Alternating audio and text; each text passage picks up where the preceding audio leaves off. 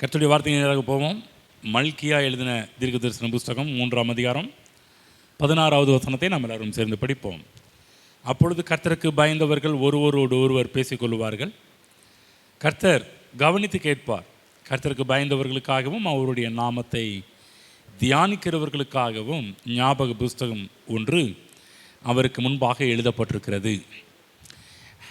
பல வாரங்களாக நாம் கர்த்தருடைய வார்த்தையிலிருந்து கர்த்தருடைய நாமத்தை குறித்து நாம் பார்த்து கொண்டு வருகிறோம்.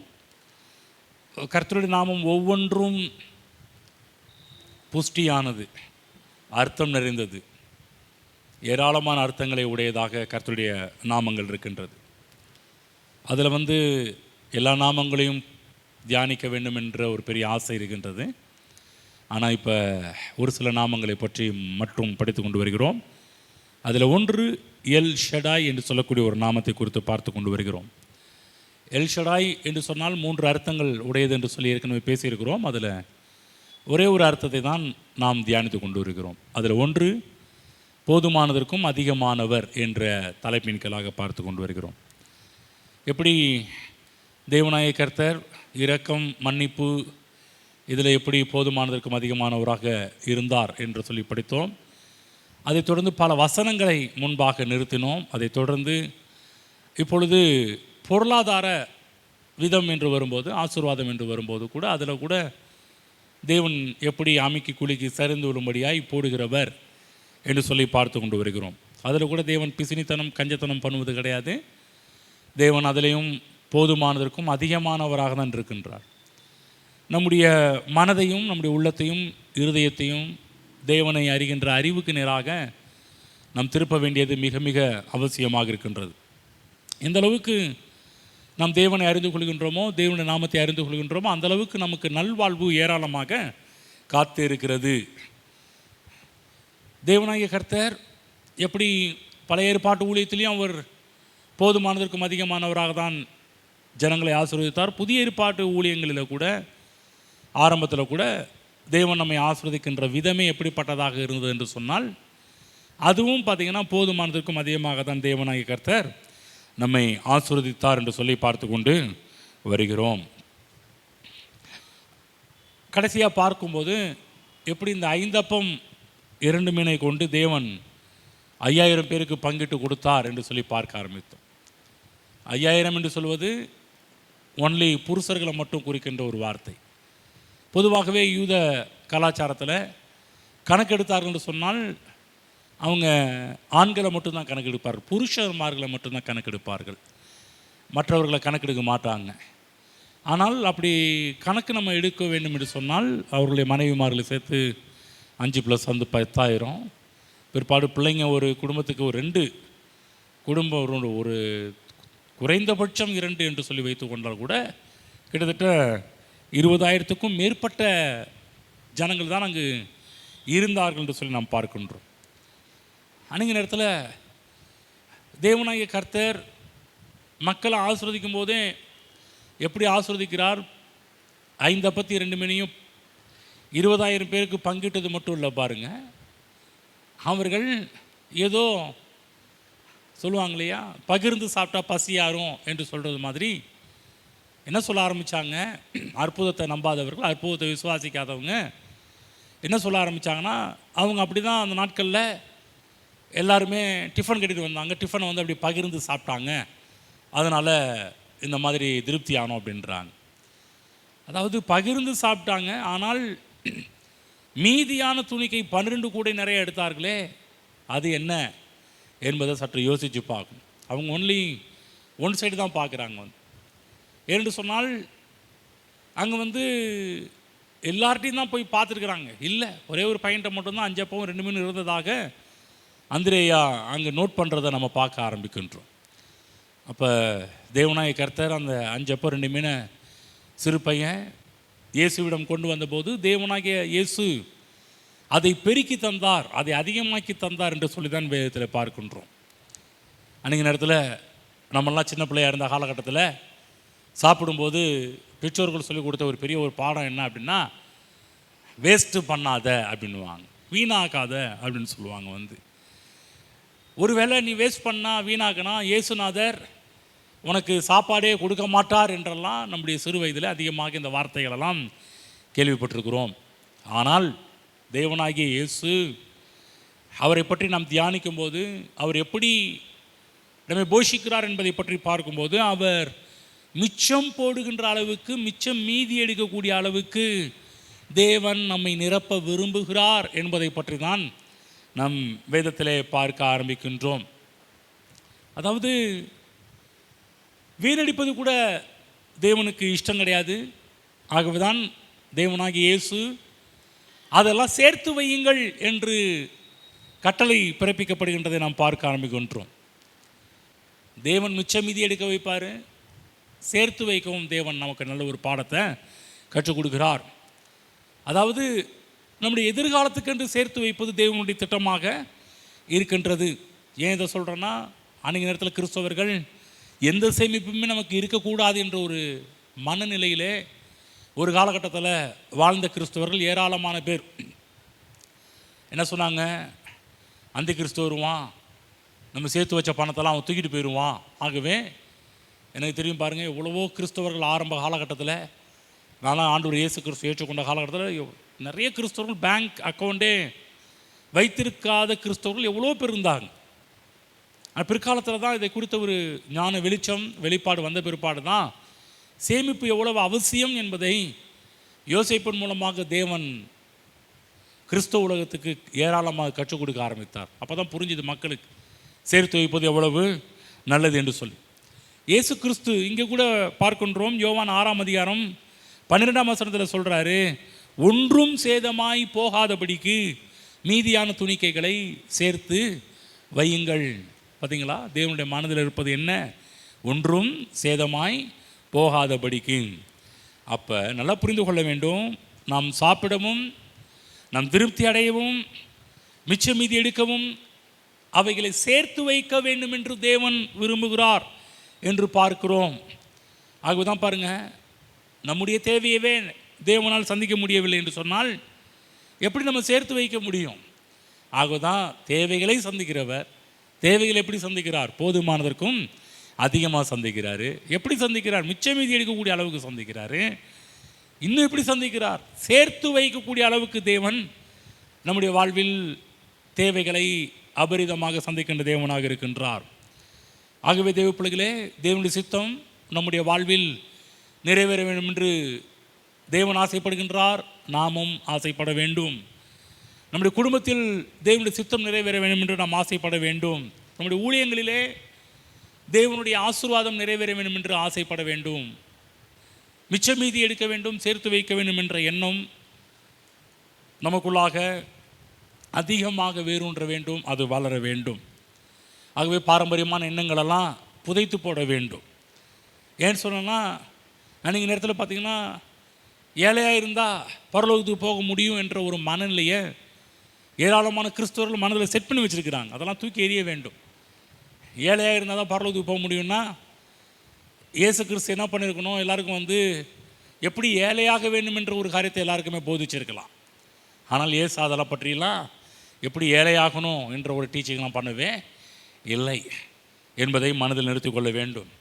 அப்போ விசுவாசிகளுக்கு தேவன் எல்ஷடாயாக இருப்பார் என்று சொன்னால், நான் சொல்கின்றேன், ஊழியக்காரராக நமக்கு எத்தனை அதிகம் என்பதை புரிந்து கொள்ள வேண்டும். ஆகவே இந்த சம்பவத்திலிருந்து, இந்த 5 அப்போ 2 மீன் என்று சொல்லக்கூடிய இந்த சம்பவத்திலிருந்து தேவன் ஒரு சில பாடங்களை நமக்கு கற்று தருகிறார் என்பதை மனதில் பதித்து கொள்ள வேண்டும். அன்றைக்கி நேரத்தில் பாருங்கள், இதில் கற்றுக்கொள்கிற ஒரு பாடம் என்னன்னு சொன்னோம்னா, வரவு குறைவு இல்லைங்களா? வரவு ரொம்ப கொஞ்சம். ஏனென்று சொன்னால் 5 அப்போ 2 மீன் தான், ஆனால் செலவு அதிகம். எப்போதுமே வரவு பார்த்திங்கன்னா, அதாவது வரவு அதிகமாக இருந்துச்சுன்னா செலவு கூட கொஞ்சம் டேலி பண்ணலாம், செலவு கொஞ்சம் மிச்சம் மீதி கூட எடுக்க வைக்கலாம். சார், எந்த அளவுக்கு வரவு அதிகமாக இருக்குதோ என்ன பண்ணலாம், அதாவது சேமித்து வைக்கலாம். வரவு எந்த அளவுக்கு அதிகமாக இருக்கிறது என்பதை பொறுத்து. வரவே கம்மியாக இருக்கும்போது எப்படி சாப்பிட முடியும், எப்படி சேர்த்து வைக்க முடியும்? ஆகதான் பார்த்திங்கன்னா, பொதுவாகவே வரவு கொஞ்சமும் செலவும் அதிகமாகவும் இருந்தால் முடிவு என்னவாக இருக்கும்னா, கடனாக தான் இருக்கும். ஆகதான் தேவன் அந்த கடன் என்று சொல்லக்கூடிய வாழ்க்கைக்குள்ளாக தேவன் நம்மை அனுமதிக்கவில்லை. நம்முடைய வாழ்விலே தேவன் நம்மை ஆசீர்வதிக்கும் போது நம்முடைய வாழ்வில் அபரிதம் உண்டாக வேண்டும், மிச்ச மீதியும் எடுக்க வேண்டும் என்று கர்த்தர் விரும்புகிறார் என்பதை புரிந்து கொள்ளுங்கள். இந்த 12 கோடி நிறைய இவங்க நிரப்புனாங்க, மிச்சம் இருந்துச்சு. ஆனால் இவர்கள் கஞ்சத்தனம் பண்ணி அவங்க எந்த ஒரு காரியத்தையும் சேர்த்து வைக்கல. வேதத்தில் போடப்பட்டிருக்குது, அவர்கள் திருப்தி அடைந்தார்கள், திருப்தியாக புசித்தார்கள், சாப்பிட்டு திருப்தி அடைந்தார்கள் என்று சொன்னால் இதெல்லாம் இயற்கையின் விதிகளுக்கு அப்பாற்பட்ட ஒரு காரியம். இது எல்ஷடாய் தேவனுடைய செயல் என்பதை புரிந்து கொள்ளுங்கள். என்று சொன்னால் என்றைக்கு தேவனுடைய கரத்தில் கொடுத்து நாம் வாங்குகின்றோமோ அன்றைக்கு தெய்வீக பெருக்கம் உண்டாக ஆரம்பிக்கும். இந்த சின்ன பையன் 5 அப்பத்தையும் 2 மீனையும் தேவனுடைய கரத்தில் கொடுத்தான், இயேசு கிறிஸ்துனுடைய கரத்தில் கொடுத்தான். தன்னுடைய தன்னிடத்தில் என்ன இருக்கிறது என்கின்றதை அறிந்து எல்லாவற்றையும் தேவன் இயேசு கிறிஸ்துவின் கரத்தில் கொடுக்க ஆரம்பிக்கின்றான். கொடுக்கும்போது அதை சீசர்கள் இயேசுவின் கரத்தில் கொடுத்தாங்க. இயேசு அதை ஜெபித்து ஆசீர்வதித்து அதை திரும்ப கொடுக்குறாரு. அது ஏராளமாக பெருகி ஊழியக்காரங்க பங்கு போடக்கூடிய அளவுக்கு ஏராளமாக தேவன் அதை பெருக்கி தந்தார் என்று சொல்லி தான் நாம் அந்த சம்பவத்தின் மூலமாக பார்க்க ஆரம்பிக்கின்றோம். தேவ பிள்ளைகளே, இந்த சின்ன பையன் கொடுத்ததை வச்சு எப்படிங்க 20,000 பேரை போஷிக்க முடியும்? நான் சொல்கிற சின்ன பையன் கையில் இருக்கிற 5 அப்பம் 2 மீனை வைத்து சொல்லப்போனால் அந்த பையன் கூட சாப்பிட முடியாது. என்ன சொன்னால் அவ்வளோ பசியில் இருக்கிற பையன். இன்னும் சொல்லப்போனால் பக்கத்தில் இருக்க இன்னொரு ஆளு கூட கொடுத்து பசி தீர்க்க முடியாது. அப்படி இருக்கும்போது எப்படி அந்த சின்ன பையன் எடுத்து கொடுக்குற உணவு வைத்து 20,000 பேர் சாப்பிட முடியும்? 2 பேரே சாப்பிட்றது ரொம்ப அரிது, கஷ்டம், முடியாது. ஆனால் ஒன்று அற்புதம் நடந்தது. அந்த 5 அப்பத்தையும் 2 மீனும் யார் கைக்கு போச்சுன்னு சொன்னால் இயேசுவின் கரத்திற்கு அது செல்ல ஆரம்பிக்கின்றது. இன்றைக்கெல்லாம் இயேசுவின் கரத்தில் இன்றைக்கி நம்மள்கிட்ட இருக்கிறது கொஞ்சமாக இருக்கலாம், குறைவாக இருக்கலாம், இவ்வளவுதான் என்ற ஒரு நிலைமை இருக்கலாம். ஆனால் ஒரு பாடத்தை கற்றுக்கொள்ள வேண்டும் இந்த பையன் மூலமாக. அதை இயேசுவின் கரத்தில் கொடுக்க நாம் பழகி கொள்ள வேண்டும். எந்த அளவுக்கு இயேசுவின் கரத்தில் அது செல்கின்றதோ அது தேவன் நமக்கு பன்மடங்காக பெருக்கி தருகின்றார். அதே போல் தான் காணிக்கை என்ற ஒரு முறையும் அப்படி தான். காணிக்கை கூட பாருங்கள், எப்படி இந்த சின்ன பையன் இயேசுவின் கையில் கரத்தில் நான் 5 அப்பத்தையும் 2 மீனையும் கொடுத்து ஒரு காணிக்கை கொடுக்குற முறையில் தான் கொடுத்துருக்குறான், அதை பெருக்கி தரார். அதே போல் நம்ம காணிக்கை கொடுக்கின்ற முறைகளாக இருக்கட்டும், அந்த காணிக்கை தேவனுடைய இயேசு கிறிஸ்துடைய கரத்தில் கொடுக்கும்போது தேவன் அதை மிச்சம் மீதி எடுக்கக்கூடிய அளவுக்கு அவைகளை நம்முடைய வாழ்வில் பெருக்கி தருகின்ற தேவனாக இருக்கிறார். ஆமென். அதாவது இயேசுவின் கரங்களுக்குள்ளாக எல்லாமே செல்ல வேண்டும். நம்முடைய திறமைகளாக இருக்கட்டும், நம்முடைய தாளந்துகளாக இருக்கட்டும், நம்முடைய வரங்களாக இருக்கட்டும், எல்லாமே பாருங்கள். நமக்கு எவ்வளோ திறமை இருக்குது, எவ்வளோ தாளந்து இருக்குன்றதை நாம் அப்படியே சும்மா காமிப்பதற்காக தேவன் நம்மை அழைக்கவில்லை. இன்றைக்கு நமக்கு இருக்கின்ற திறமைகள், தாளந்துகள் எல்லாமே இயேசுவின் கரத்துக்கு போய் அங்கிருந்து ஆசீர்வதிக்கப்பட்டு அது செயல்படும் என்று சொன்னால் நான் சொல்கிறேன், அது அபரிதமான ஒரு வளர்ச்சியையும் நமக்கு கொடுக்கக்கூடிய ஒன்றாக அவைகள் மாற ஆரம்பிக்கும். அதுதான் விசுவாசிங்க ஊழியக்காரருக்கு உதவி செய்ய வேண்டும் என்று முயற்சி செய்யக்கூடாது. அவங்க எப்போதுமே இயேசுவின் கரங்களில் கொடுக்க முயற்சி செய்ய வேண்டும். அப்படி செய்யும்போது தேவன் அந்த விஷயங்களை பெருக்கி அபரிதமாக நம்முடைய வாழ்வில் ஆசீர்வாதத்தை கொடுக்கின்றார். இன்னும் சொல்லப்போனால் இயற்கைக்கு அப்பாற்பட்ட ஒரு பெருக்கம், அங்கே ஒரு வரவு வருவதை நாம் பார்க்க ஆரம்பிக்கின்றோம். இந்த இடத்துல கர்த்தராகிய இயேசு கிறிஸ்துவின் கரத்துக்கு சென்றதனால் ஒரு தெய்வீக பெருக்கத்தையும் அங்கே இருக்கிற எல்லாருமே அந்த பையனும் பார்க்க ஆரம்பிக்கிறான், சீசர்கள் பார்க்க ஆரம்பிக்கிறாங்க, எல்லாருமே பார்க்க ஆரம்பிக்கிறார்கள். ஆகவே தேவ பிள்ளைகளே, இதை எல்லாரும் அறிந்து கொள்ள வேண்டும். விசுவாசிகளாக இருக்கட்டும், ஊழியக்காரர்களாக இருக்கட்டும், எல்லாருமே இந்த விஷயத்தை நம்ம தெரிந்து கொள்ளும்போது நான் சொல்கிறேன், உங்கள் கைக்கு உங்களுடைய எந்த ஒரு காரியமாக இருந்தாலும் அது இயேசுவின் கரங்களுக்கு செல்லும்போது தேவனாகிய இயேசு அவைகளை பெருக்கி நமக்கு மிச்ச மீதி எடுத்து நம்முடைய வாழ்வை ஆசீர்வதிப்பது தேவனுடைய திட்டமாக இருக்கின்றது. அது மட்டுமல்ல, உயிர்த்தெழுந்த தேவனாகிய இயேசு அவர் எல்ஷடாய் தேவனாகவும் இருக்கின்றார். அவர் 5 அப்பத்தையும் 2 மீனையும் பெருக்கி தந்தது மட்டுமல்ல, உயிர்த்தெழுந்த உடனே அப்பயும் அவர் என்ன பண்ணுறாருன்னா தன்னுடைய கிரியையை செய்ய ஆரம்பிக்கிறார், வேலைகளை செய்ய ஆரம்பிக்கிறார். விட்டுட்டு போகல. நம்ம வேலை முடிஞ்சிருச்சுன்னு சொல்லி அவர் என்ன பண்ணல, இனிமேலும் எங்களை டார்ச்சர் பண்ணாதீங்க அப்படி சொல்லலை.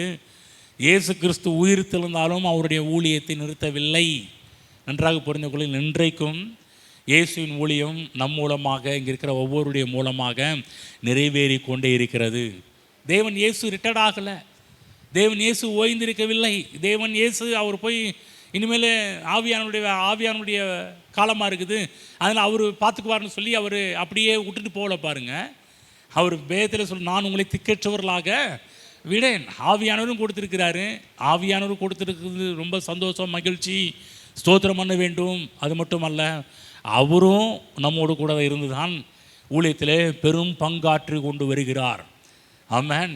ஆகவே இயேசு கிறிஸ்து ஊழியம் முடிஞ்சிருச்சு, பரிசுத்தாவினுடைய யுகம், பரிசுத்தாவினுடைய காலம் என்று சொல்லும்போது இயேசுவின் ஊழியம் முடிஞ்சிருச்சு என்று கிடையாது. இன்றைக்கும் இயேசு உயிர்த்தெழுந்த இயேசு தன்னுடைய ஊழியத்தை செய்து கொண்டே இருக்கிறார் என்பதை நாம் புரிந்து கொள்ள வேண்டும். இந்த அறிவு தான் நமக்கு நல்ல லாபத்தை, நல்ல ஆசீர்வாதத்தை கொண்டு வந்து கொடுக்கக்கூடியதாக இருக்கின்றது. பார்த்திங்கன்னா, இயேசுனுடைய மரணத்துக்கு பிறகு சீசர்கள் கலங்கி போய் ஒரு முறை பேதுரு என்ன பண்ண ஆரம்பிக்கிறாருன்னா திரும்பவும் மீன் பிடிக்க போகிறார். மற்ற சீசர்களை கூப்பிட்றாரு.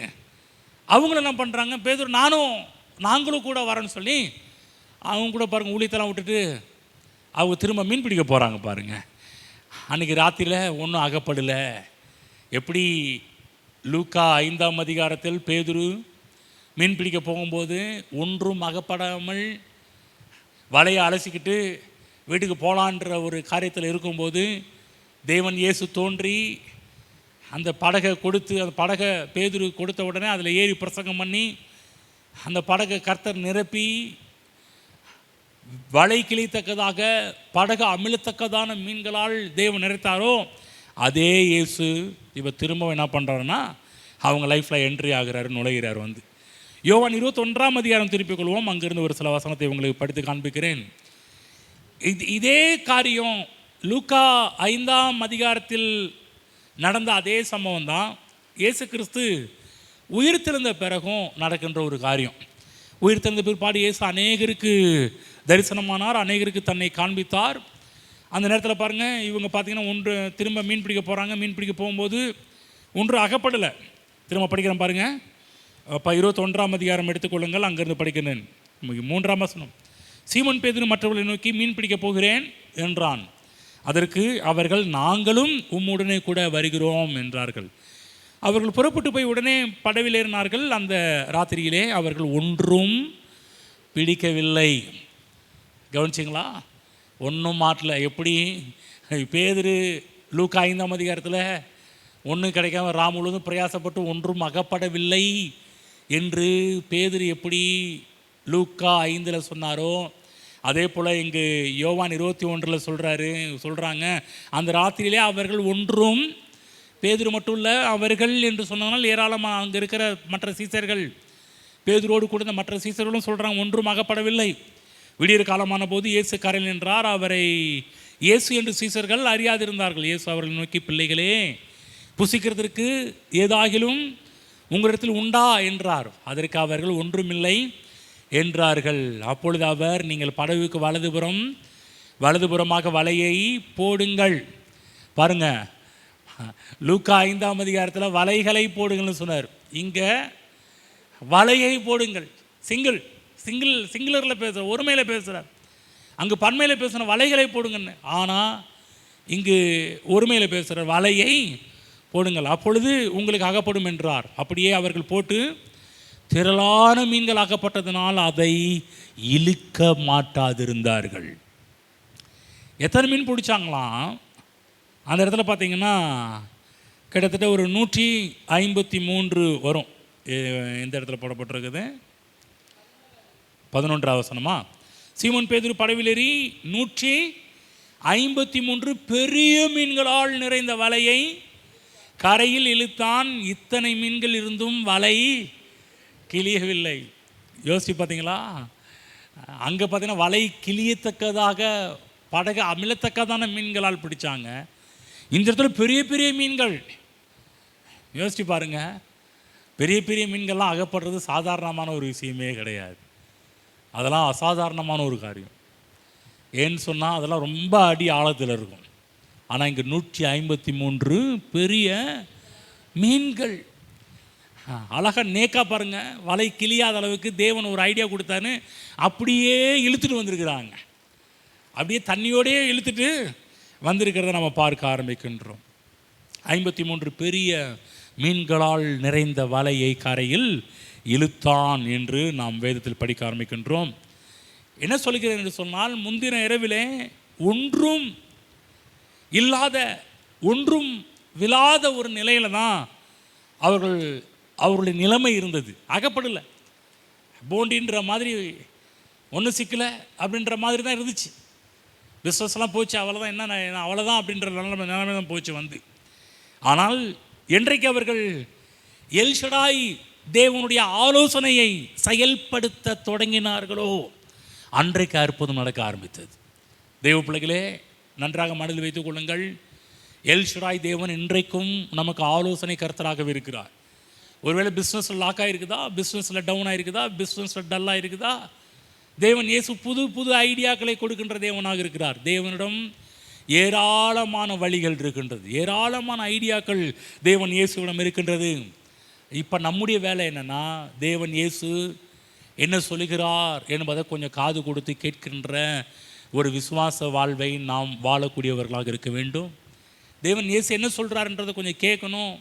கேட்டால் அதன்படி செய்யும்போது, இவங்க அப்படியே செஞ்சாங்க, கேட்டு அதன்படி செய்யும்போது பெரிய அற்புதம் நடக்கின்றது. சின்ன மீன்கள் அல்ல, பெரிய மீன்களை பிடித்தார்கள்.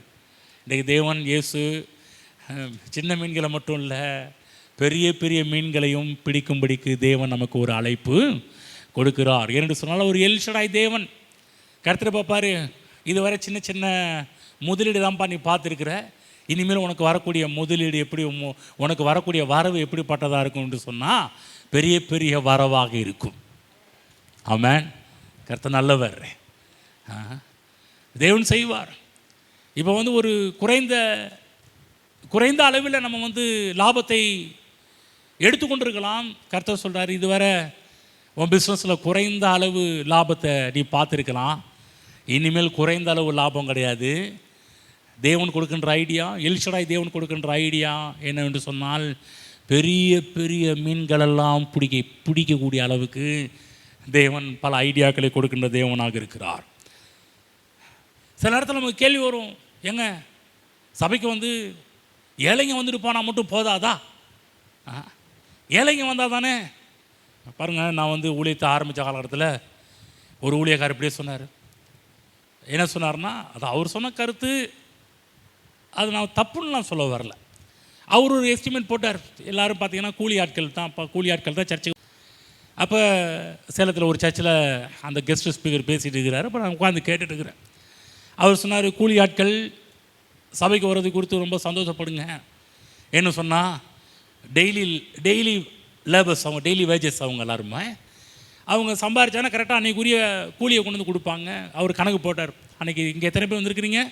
150 பேர் வந்திருக்கிறீங்க. 150 பேர் நீங்கள் டைத்து கொடுத்தாலே பார்த்தீங்கன்னா அது போதுமான அளவுக்கு ஊழியங்கள் நடைபெற ஆரம்பிக்கும் என்று சொல்லி பல என்கரேஜான ஒரு வார்த்தையெல்லாம் சொன்னார். தப்புன்னு சொல்ல வரல, அது ஒரு வழிகள் இருக்குது. ஆனால் தேவன் பார்த்தீங்கன்னா எல்லாரும் கொடுத்து கொஞ்சம் கொஞ்சம் கொடுத்து டைத்து கொடுத்து அப்படி அடைப்பதும் தேவனுடைய திட்டமாக இருக்குது. ஆனால் இன்னொரு விதத்துல கர்த்தர் தேவ திட்டத்தை வச்சிருக்கிறாரு.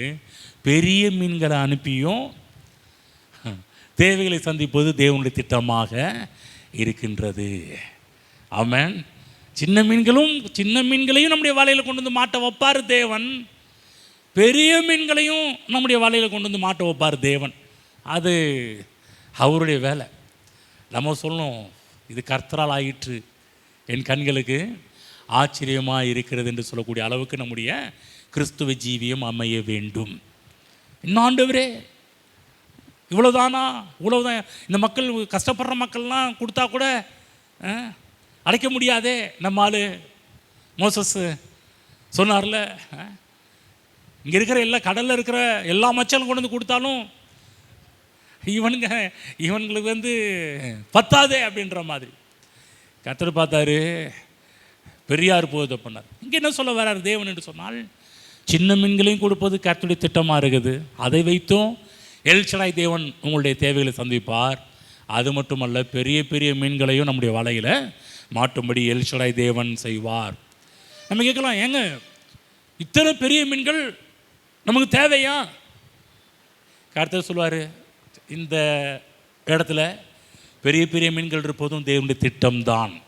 சின்ன மீன்கள் மட்டுமல்ல, பெரிய பெரிய மீன்களும் சொல்கிறாங்க இல்லையா, பணம் முதலைங்க அப்படின்றாங்க பார்த்தீங்களா, அந்த மாதிரி இருப்பதும் தேவனுடைய திட்டமாக தான் இருக்கின்றது என்று சொன்னால், எல்ஷடாய் தேவன் அதற்கென்றே தேவன் பேதுருவை தேடி கடற்கரைக்கு வந்தார் என்று நாம் வேதத்தில் பார்க்கின்றோம். ஆமென். இன்றைக்கும் தேவன் நம்மை தேடி வந்து கொண்டிருக்கிறார். நம் நினைவாக இருக்கின்றார், நம்மை தேடுகின்றார், நம்மை தேடி உயர்ந்த திட்டங்களோடு வருகின்றார், உயர்ந்த நோக்கங்களோடு வருகிறார். பெரிய பெரிய பிளானோடு தேவன் நம்முடைய மத்தியில் வந்து கொண்டிருக்கிறார். நன்றாக புரிந்து கொள்ளுங்கள். நம்முடைய வாழ்வில் தேவன் என்றைக்கெல்லாம் நம்முடைய வாழ்வில் என்ட்ராகிறாரோ நல்லா புரிஞ்சுக்கணும், பெரிய திட்டங்களோடு, பெரிய நோக்கங்களோடு, பெரிய தரிசனங்களோடு தான் தேவன் நம்மிடத்தில் வருகின்ற தேவனாக இருக்கின்றார். இன்றைக்கு பேதுருவிடம் தேடி வந்த இயேசு இன்றைக்கு நம்மை தேடி, உங்களை தேடி இயேசு வந்து கொண்டிருக்கிறார், வந்திருக்கிறார். ஆகவே தான் அவருக்கு தெரியும் எங்கே மீன் இருக்குதுன்னு அவருக்கு தெரியும். நம்ம மண்டையை போட்டு உடைக்க வேண்டிய அவசியமே இல்லை.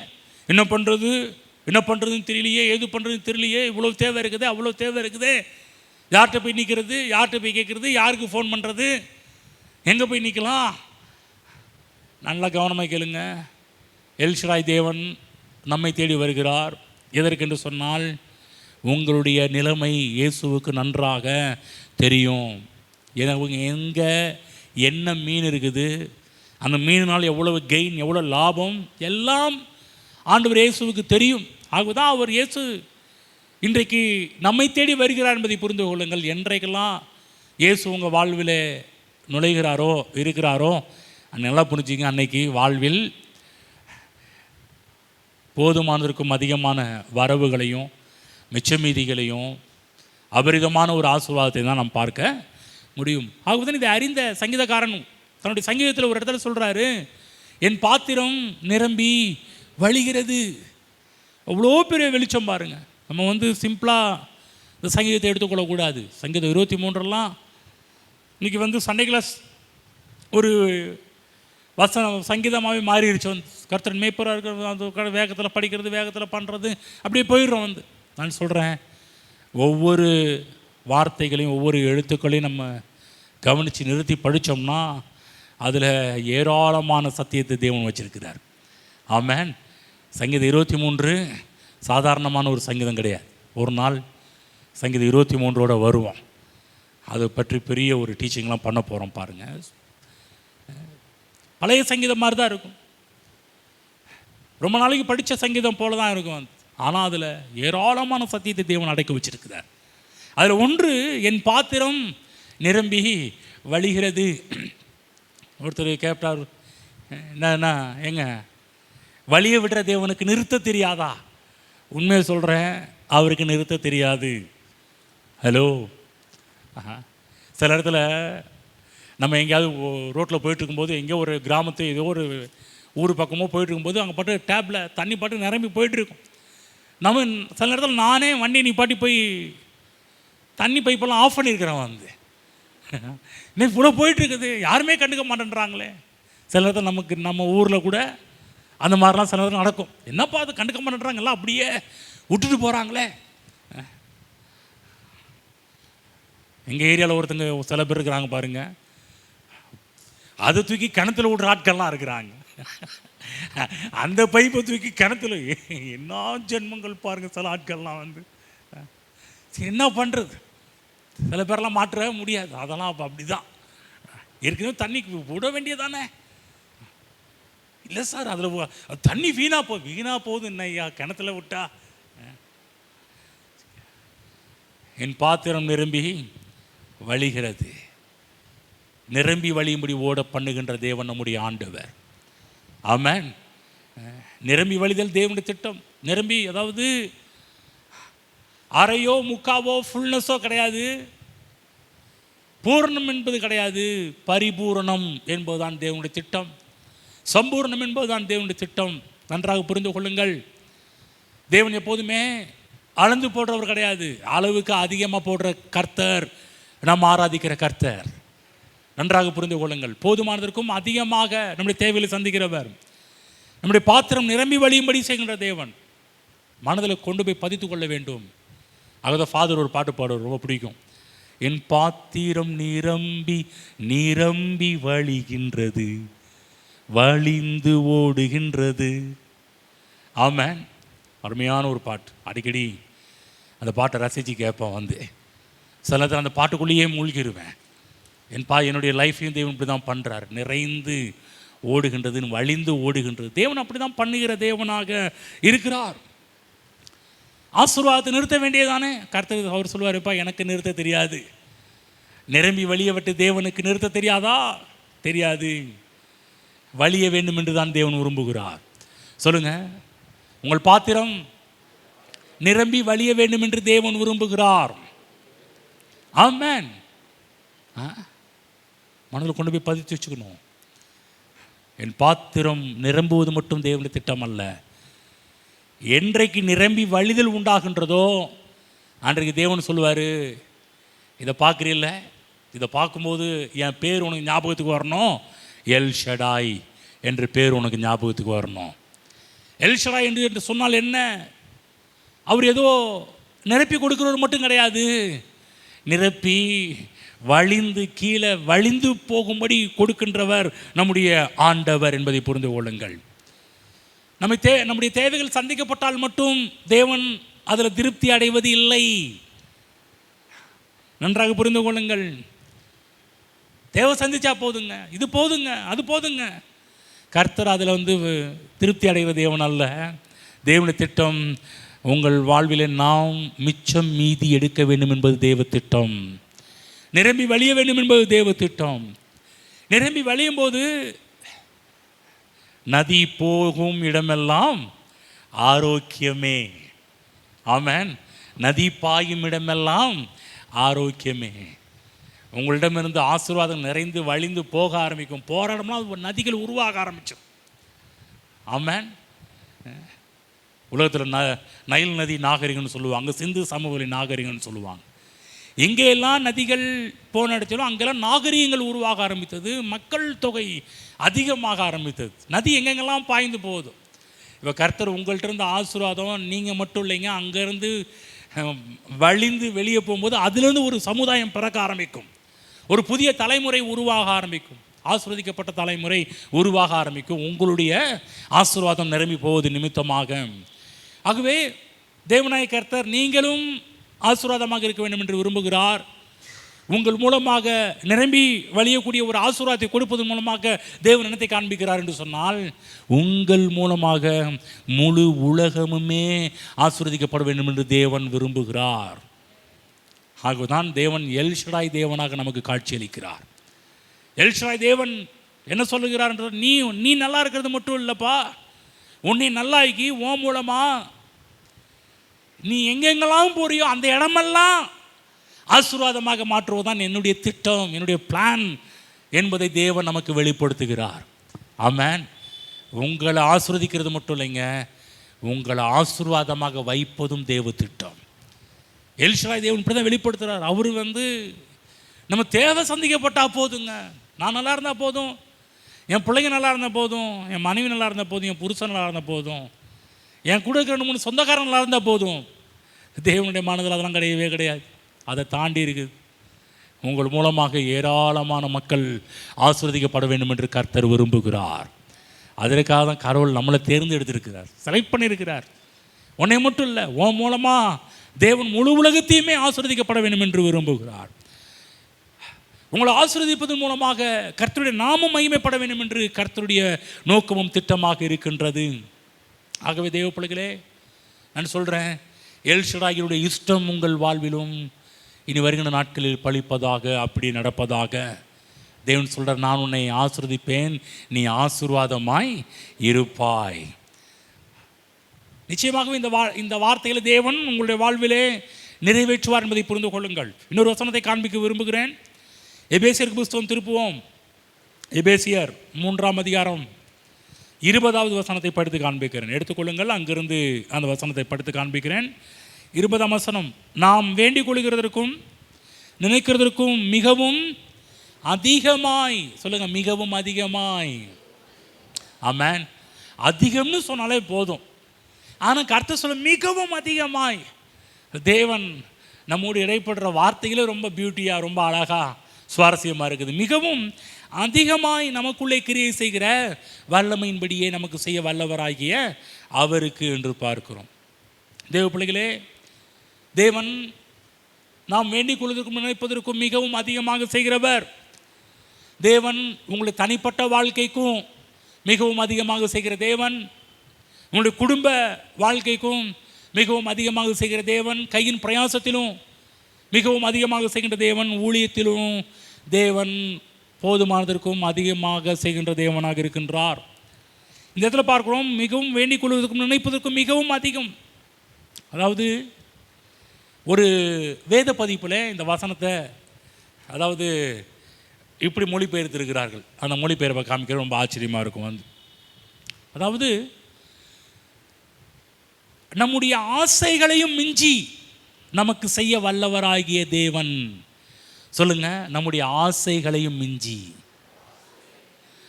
நல்லா சொல்லுங்க, என்னுடைய ஆசைகளையும் மிஞ்சி எனக்கு செய்ய வல்லவராகிய தேவன். ஆமென். மனதில் கொண்டு போய் அப்படியே பதிச்சுக்கணும். நம்முடைய ஆசைகளையும் மிஞ்சி செய்கிற தேவன். ஆகதான் ஆம்பிளிஃபைட் பைபிளில் போடப்பட்டிருக்கிறது. ஆம்பிளிஃபைட் பைபிளில் தான் அந்த வார்த்தை போடப்பட்டிருக்குது. நம்முடைய ஆசைகளையும் மிஞ்சி நமக்கு செய்ய வல்லவராகிய தேவன் என்று போடப்பட்டிருக்கிறது. அப்போ உங்களுடைய ஆசை என்ன? தேவன் அந்த ஆசைகளை காட்டிலும் பெரியவர். சொல்லுங்க, என்னுடைய ஆசைகளை காட்டிலும் எல் ஷடாய் தேவன் பெரியவர் என்று சொன்னால், அந்த ஆசைகளெல்லாம் நிறைவேற்றி தருவதிலே போதுமானதற்கும் அதிகமானவராக இருக்கிறார். நம்முடைய ஆசைகள் ரொம்ப சின்னது, ஆனால் தேவன் நம்முடைய வாழ்க்கையில் வைத்திருக்கிற ஆசைகள் ரொம்ப பெருசு. நல்லா புரிஞ்சுக்கங்க. ஆகவே நான் என்னுடைய ஆசைகளை என் தேவனுடைய என்ன விரும்புகிறாரு, டக்குன்னு அவர் பக்கம் சாஞ்சிடணும்.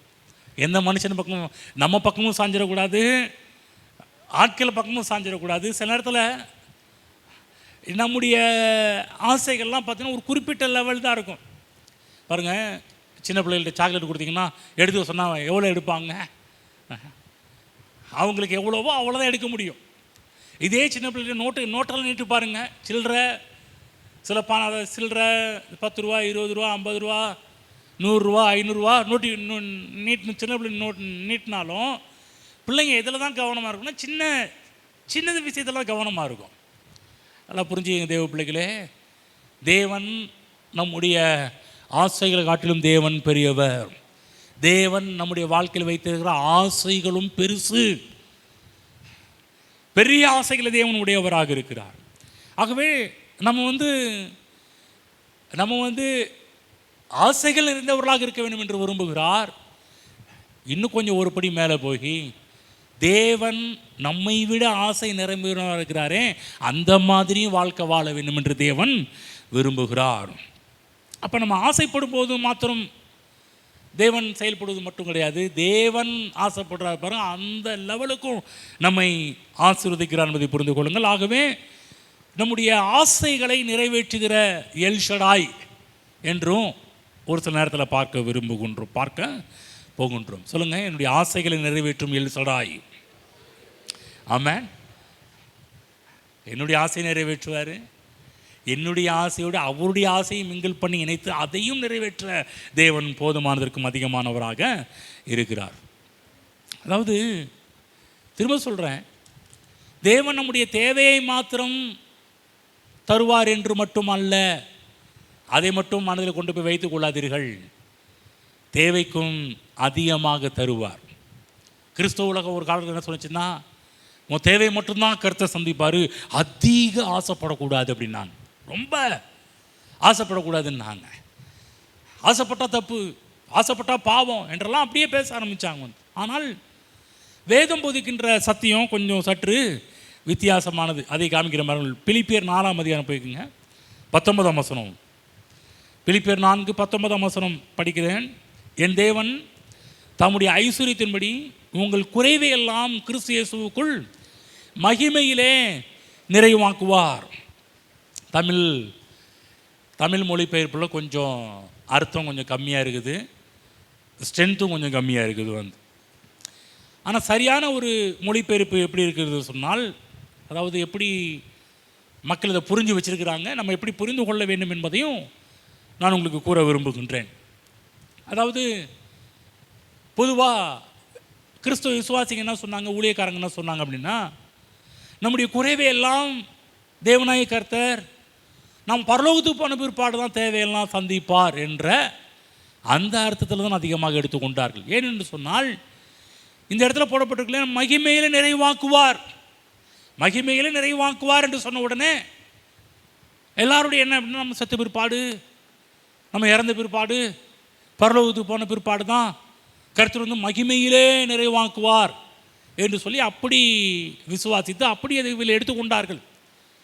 அதுதான் நிறைய கிறிஸ்தவருடைய எதிர்பார்ப்பு எல்லாமே மகிமையில நிறைவாக்குவார், மகிமையில நிறைவாக்குவார் என்ற வார்த்தை அவங்க அதிகமாக படித்ததுனால அவங்க எண்ணம் எல்லாமே எப்படியாவது சீக்கிரம் சாகணும், செத்த பிற்பாடு பரலோகம் போகணும், பரலோகம் போகும்போது தான் அங்கு தான் கர்த்தர் மகிமையிலே நிறைவாக்குவார் என்று சொல்லி ஒரு அதீத ஒரு நம்பிக்கையை விசுவாசிகள் வைத்திருந்தவர்களாக காணப்பட்டார்கள்.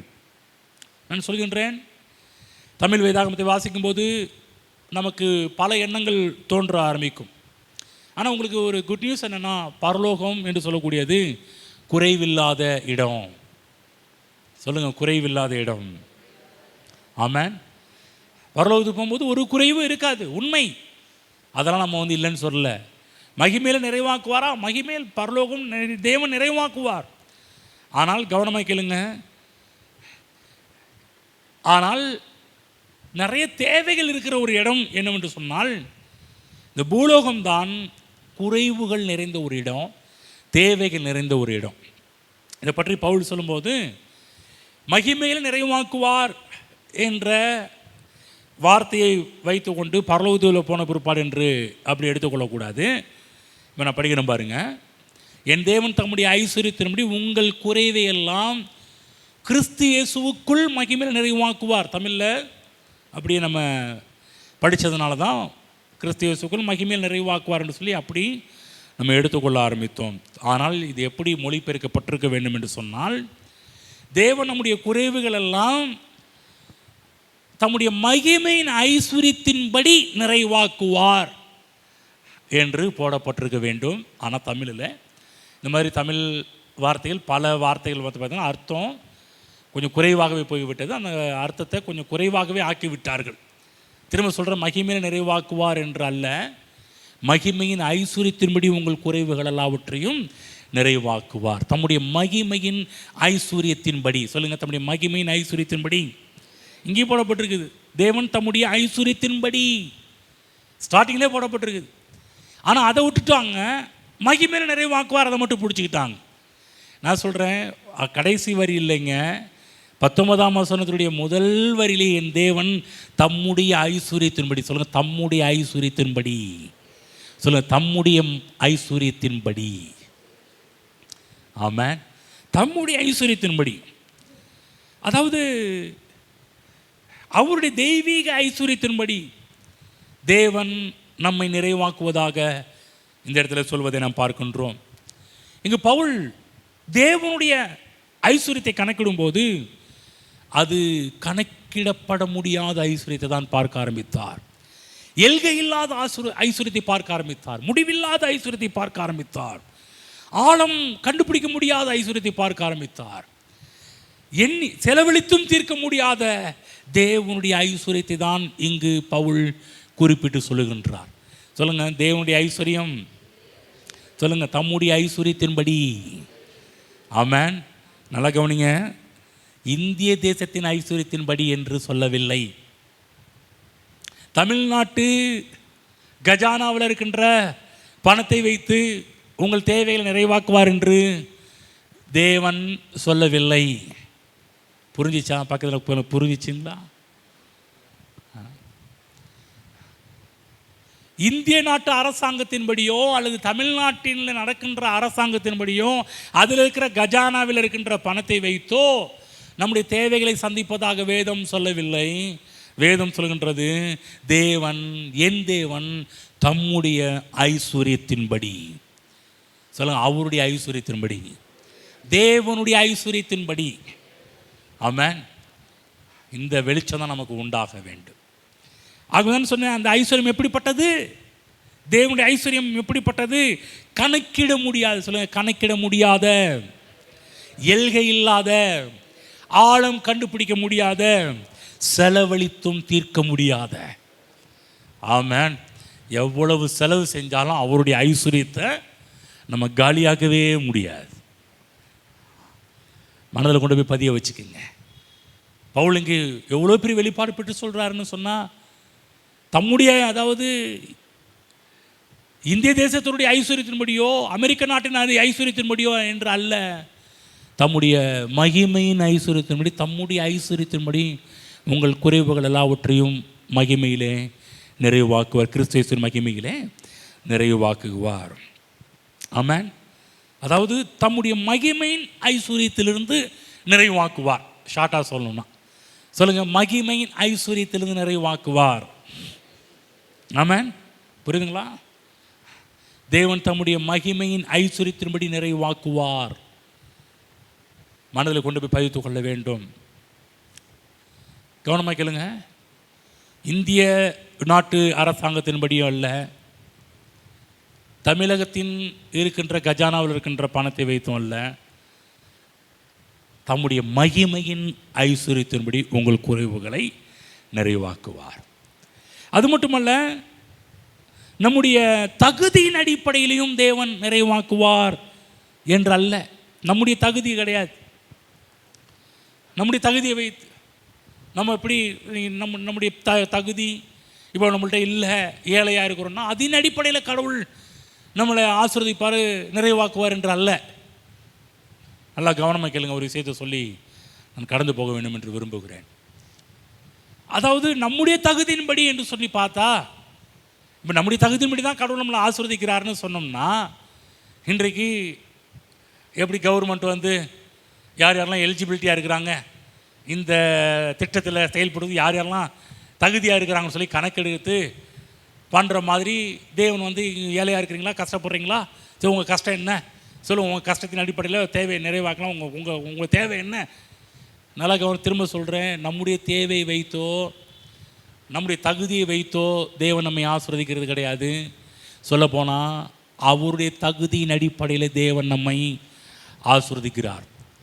நல்லா புரிஞ்சுங்க. என்னுடைய தகுதியை பார்த்து தேவன் ஆசீர்வதிக்கவில்லை, அவருடைய தகுதியின் அடிப்படையில் கர்த்தனை ஆசீர்வதிக்கிறார். அதை நல்ல மனதில் கொண்டு போய் பதித்து கொள்ள வேண்டும். இது எப்படி இருக்குதுன்னா, ஒரு பெரிய பணக்காரர் இருக்கிறார் என்று வைத்துக் கொள்ளுங்கள். அவர் வந்து அவங்க வீட்டில் இருக்கிற ஒரு பேரனை எடுத்துக்கொள்ளுங்க. பேரனுக்கு ஹெல்ப் பண்ணும்போது எப்படி ஹெல்ப் பண்ணுவார்? பெரிய பணக்காரர், சொல்லப்போனால் இந்தியாவில் நம்பர் 1 பணக்காரன்னு வச்சுக்கோங்க. தான் பேர பிள்ளைக்கு அவர் வந்து தேவைகளை சந்திக்கிறாரு, ஏதாவது ஹெல்ப் பண்ணுறாரு, ஏதாவது கொடுக்குறாருன்னு வச்சா எப்படி கொடுப்பாரு? பெரிய கவர்மெண்ட் பெரிய பணக்காரர், இந்தியாவில் நம்பர் 1 பணக்காரன்னு வச்சுக்கோங்க.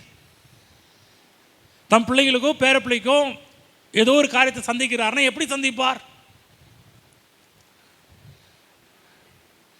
ஏங்க, அவருடைய தகுதியின் அடிப்படையில் தான் சந்திப்பார் ஒழிய நம்ம தகுதியின் அடிப்படையில் கிடையாது. ஒரு பெரிய பணக்காரர் வச்சுக்கோங்க. இன்னொரு உதாரணம் சொல்கிறேன். இவர் வந்து ஒருத்தருக்கு ஒரு கிஃப்ட் பண்ண போகிறாருன்னு வச்சுக்கோங்க. ஏதோ ஒன்று கிஃப்ட் பண்ண போகிறான்னு வச்சுக்கோங்க. கிஃப்ட் பண்ண போகிறார். எதின் அடிப்படையில் கிஃப்ட் பண்ணுவார்? அவரிடம் எவ்வளவு இருக்கிறது என்ற தகுதியின் அடிப்படையில் தான் கிஃப்ட்டு கொண்டு வந்து கிஃப்ட் பண்ணுவார் ஒழிய அதுலேருந்து இவ்வளோ கிஃப்ட் பண்ணால் இது ஓவராக தெரியும், இவ்வளோ கிஃப்ட் பண்ணால் நம்மகிட்ட நிறைய பணம் இருக்குன்னு தெரிஞ்சுட்டு அடிக்கடி நம்ம பிடிச்சி தொல்லை பண்ணால் என்ன பண்ணுன்னு சொல்லிட்டு அப்படின்னு யோசிக்க மாட்டாங்க. நிறையா பணம் இருக்கிறவங்க எவ்வளோ வேணாலும் கிஃப்ட் பண்ண தயங்கவே மாட்டார்கள். பணம் நிறையா இருக்கிறவங்க. புரிஞ்சுங்களா? இப்போ தேவன் நம்மளை ஆசீர்வதிக்கும் போது கூட உனக்கு என்ன தகுதி, உன் தேவை என்ன, அதன் அடிப்படையில் கிடையாது. என் தேவன் தம்முடைய ஐஸ்வர்யத்தின்படி என் குறைவுகளை நிறைவாக்குகிற தேவனாக இருக்கிறார். என்னுடைய தகுதியின்படி அல்ல, அவருடைய தகுதியின்படி என் குறைகளை நிறைவாக்குகிற தேவனாக இருக்கிறார். புரிஞ்சுங்களா? நம்முடைய குறைகளை எப்படி நிறைவாக்குகிறார்? என்னுடைய தகுதியின் அடிப்படையில் கிடையாது, அவருடைய தகுதியின் அடிப்படையில் தேவன் என் குறைகளை நிறைவாக்குகிற தேவனாக இருக்கிறார். ஆமென். புரிஞ்சுங்களா? ஒரு நாள் இந்த சத்தியம்லாம் ஒரு சின்ன வயசில் அப்படி மனதில் கொண்டு போய் பதிய வச்சேன் பாருங்கள். முத அப்போ தான் பாஸ்டர் சாம் பி செல்லதுரை பார்த்தீங்கன்னா முத டிவியில் அப்போ தான் உள்ள நுழையிறார். நாங்கள் பைபிள் காலேஜ் படிச்சுட்டு இருக்கிறோம். இப்போலாம் இருக்கிற டெக்னாலஜி வந்து அப்போ குறைவு. அப்போல்லாம் டிவி வந்து அந்த டிவியில் கொண்டு பக்கத்தில் எல்லோரும் உட்காந்துக்குவோம். வந்து நல்லா ஞாபகம் இருக்குது, ஒரு கிறிஸ்மஸ் ப்ரோக்ராம் அது. அப்போ வந்து இன்றைக்கி பண்ணுற மாதிரி டெய்லியும் ப்ரோக்ராம்லாம் வெளியிட முடியாது. அன்றைக்கெல்லாம் இருக்கிற அமௌண்ட்டு ரொம்ப குறைவு. அதை வச்சு தான் ஏதாவது முக்கியமான ஃபங்க்ஷன் டைமில் மட்டும்தான் டிவிலே வருவார். கிறிஸ்மஸ் அண்டு நியூ இயர், அப்புறம் சிலுவை பற்றி பேசும்போது அந்த 3 காரியங்கள் மட்டும்தான் பார்த்திங்கன்னா டிவியில் வந்து டெலிகாஸ்ட் பண்ணுவாங்க. வந்து நல்லா ஞாபகம் இருக்குது. வேதாகம கல்லூரிக்கு போன அந்த நேரத்தில் கிறிஸ்மஸ் டைம் அப்போ எங்கள் வார்டன் சார் சொல்கிறாரு, பாஸ்டர் சாம் அவங்க டிவியில் வர எல்லாம் வந்துங்க அப்படின்னாங்க. அப்போ முத அவருடைய ப்ரீச்சிங்கை வந்து டிவியில் கேட்குறேன். இந்த வசனம் தான். என்ன வசனம் தெரியுங்களா? என் தேவன் தம்முடைய ஐஸ்வர்யத்தினுடைய உங்கள் குறைவுகள் எல்லாவற்றையும் கிறிஸ்து இயேசுவின் மகிமைக்குள் நிறைவாக்குவார் என்ற அந்த வசனத்தை எடுத்து தான் அன்றைக்கி டீச் பண்ண ஆரம்பித்தார். அந்த நாட்களில் உட்காந்து கேட்க ஆரம்பிக்கும் போது எவ்வளவோ என்னுடைய வாழ்க்கையில் கண்கள் திறக்கப்பட்டுச்சு தெரியுங்களா? ஒவ்வொரு வசனத்தையும் ஒவ்வொரு வார்த்தையாக எடுத்து என் தேவன் அதை வச்சு பேச ஆரம்பித்தார். தம்முடைய ஐஸ்வர்யம், அவருடைய ஐஸ்வர்யம் எப்படிப்பட்டது, எப்படி நிறைவாக்குவார்? நம்முடைய பரிதாபத்தின் அடிப்படையில், நம்முடைய தகுதியின் அடிப்படையில் கிடையாது. அவரிடம் ஏராளம் இருக்கிறது, அதன் அடிப்படையில் உங்கள் குறைவுகள் நிறைவாக்கப்படும். நான் சொல்கிறேன், அன்னைக்கு உட்காந்து எல்லாரோட உட்காந்து டிவி பார்த்தோம் பாருங்கள். அன்றைக்கி மனதில் கொண்டு போய் பதிஞ்சிச்சு. அவங்க தான் பாருங்கள், என்னுடைய தகுதியோ எங்களுடைய பரிதாபத்தையோ, எங்களுக்கு எவ்வளோ கஷ்டம், எங்களுக்கு எவ்வளோ தேவை, அதையும் முன்னிறுத்துவது கிடையாது. தேவன் எவ்வளவு ஐஸ்வர்ய சம்பன்னராக இருக்கிறார். பவுல் பார்த்தாரே, தேவனுடைய ஐஸ்வர்யத்தை பார்க்கும்போது எப்படி பார்த்தார்? க்ளோரியஸ் ரிச்சஸ் என்று சொல்லக்கூடிய ஒரு வார்த்தையினுடைய டெஃபினேஷன் அர்த்தம் என்ன? கணக்கிட முடியாத ஐஸ்வர்யங்கள், எல்கை இல்லாத ஐஸ்வர்யங்கள், எல்கை இல்லாத முடிவில்லாத ஐஸ்வர்யங்கள், ஆழம் கண்டுபிடிக்க முடியாத ஐஸ்வர்யங்கள், செலவழித்தும் தீர்க்க முடியாத ஐஸ்வர்யங்கள், க்ளோரியஸ் ரிச்சஸ். இதன் அடிப்படையில் தேவன் நம்முடைய குறைவுகள் எல்லாவற்றையும் நிறைவாக்குகிற தேவனாக இருக்கிறார். ஆமென். சொல்லுங்க, என் தேவன் தம்முடைய ஐஸ்வர்யத்தை என் குறைவுகளை நிறைவாக்குகிறார். எழுந்து நிற்போம்.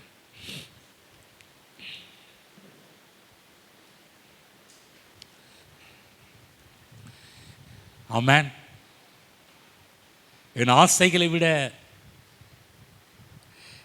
நம்முடைய ஆசைகளை நிறைவேற்றுகின்ற எல் ஷடாய் தேவனாக இருக்கிறார்.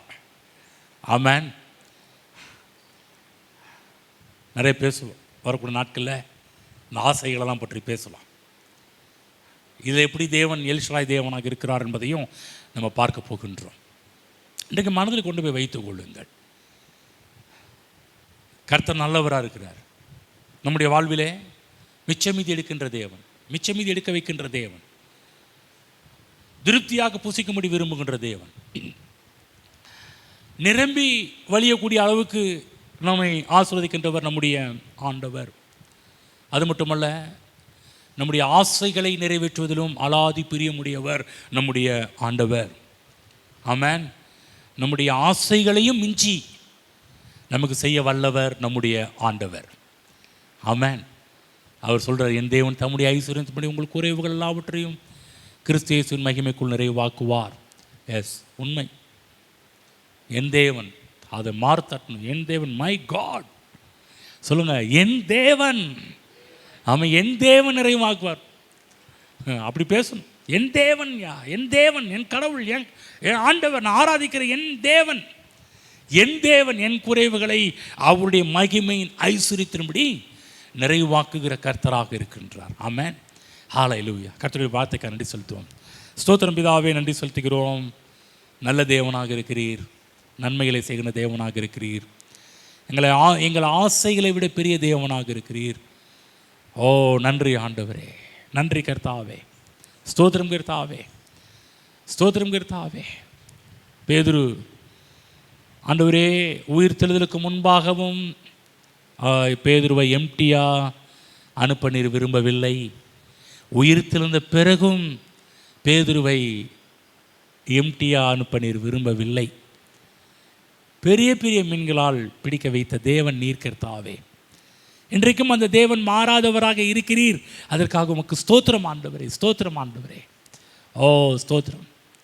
எங்கள் தேவன் மோர் தென் எல் ஷடாய் ஆண்டவரே. எங்கள் தேவன் போதுமானதற்கும் அதிகமானவராக எங்களை ஆசீர்வதிக்கிற தேவனாக நீர் இருக்கிறீர். அதற்காக ஸ்தோத்திரம் ஆண்டவரே. இங்கே இருக்கிற ஒவ்வொரு பிள்ளைகள் மீது உங்களுடைய ஆசீர்வாதத்தை கூறுகிறேன். இங்கே இருக்கிற ஒவ்வொரு பிள்ளைகளும் உடைய வாழ்வும் போதுமானதற்கும் அதிகம் என்ற நிலை உருவாவதாக. குறைவுகள், பற்றாக்குறைகள், இல்லாமைகள் இவைகள் ஒன்றுமில்லாமல் போவதாக. அபரிதம் என்று சொல்லக்கூடிய வார்த்தை ஒவ்வொருடைய வாழ்விலும் உண்டாவதாக, பழிப்பதாக, மிச்சமிதி எடுப்பார்களாக. நிரம்பி வழியக்கூடிய ஆசீர்வாதத்திற்குள் இங்கே இருக்கிற ஒவ்வொருவரையும் நீர் அழைத்து செல்வீராக, கொண்டு செல்வீராக தகப்பனே. நம்முடைய பிள்ளைகளை ஆசீர்வதித்து இந்த முழு உலகத்துக்குமே இங்கே இருக்கிற பிள்ளைகளை ஆசீர்வாதமாக நீர் வையும் ஆண்டவரே. அதன் மூலமாக நீர் மகிமைப்படுவீராக. இங்கே வந்து ஒவ்வொரு பிள்ளைகளும் தேவ கிருபை உண்டாயிருப்பதாக. இந்த சத்தியத்தை அறிகின்ற அறிவினால் நம்முடைய பிள்ளைகளுடைய வாழ்வு தலை தொங்கட்டும் என்று ஆசீர்வதிக்கிறேன். சுபிட்சமாக முடியட்டும் என்று ஆசீர்வதிக்கிறேன். இயேசு கிறிஸ்துவ நாமத்தில் பிதாவே, ஆமென்.